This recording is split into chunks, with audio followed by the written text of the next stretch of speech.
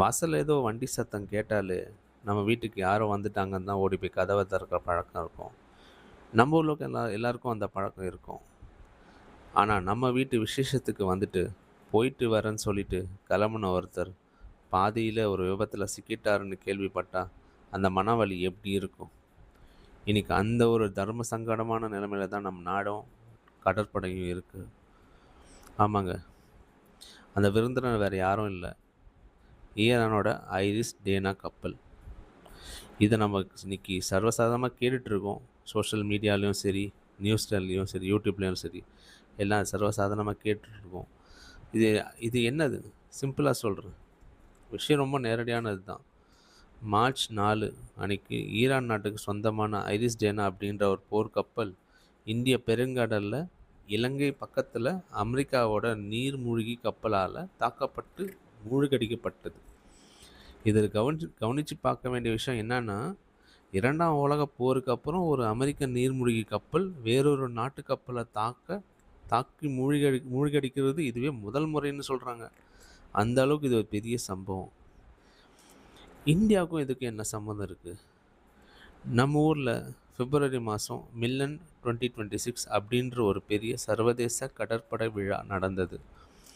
அதுல கலந்துக்க வந்த 50க்கும் மேற்பட்ட நாடுகள்ல ஈரானும் ஒண்ணு.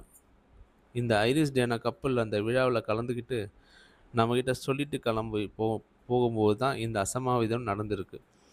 நம்ம வீட்டு விசேஷத்துக்கு ஒருத்தர் வந்து வீட்டுக்கு திரும்பும்போது விபத்துல சிக்கினா, நம்ம எப்படி பதறுவோமோ, அந்த மாதிரியான சூழல் தான் இது.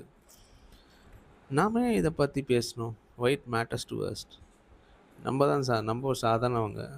அரசியல் தாண்டி எதுவுமே அரசியல்வாதிக்கு நம்மளுக்கு சம்மந்தம் இல்லன்னு நெனைக்கிறவங்க. நம்மளுக்கும் அந்த போருக்கும் எந்த சம்மந்தமும் இல்ல தான். இந்த அரசியல விடுங்க, இந்த போர விடுங்க. ஒரு இந்தியனா நம்ம இதை ஏன் கவனிக்கணும்னா, 3 முக்கியமான காரணங்கள் இருக்கு. 3 முக்கியமான காரணம் இருக்கு. நம்ம வீட்டு வாசலுங்க அது. இந்த சம்பவம் நடந்தது நம்ம இந்திய பெருங்கடல்ல. அமைதியா இருக்க வேண்டிய நம்ம கடல் பகுதி இது. இப்ப 2 நாடுகளோட மோதல் களமா மாறுது.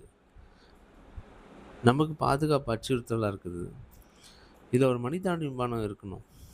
இந்த கப்பல்ல 180 பேர் இருந்தாங்கன்னு சொல்றாங்க. அதுல நெறைய பேர் காணாம போயிருக்கிறதாவும் சொல்றாங்க.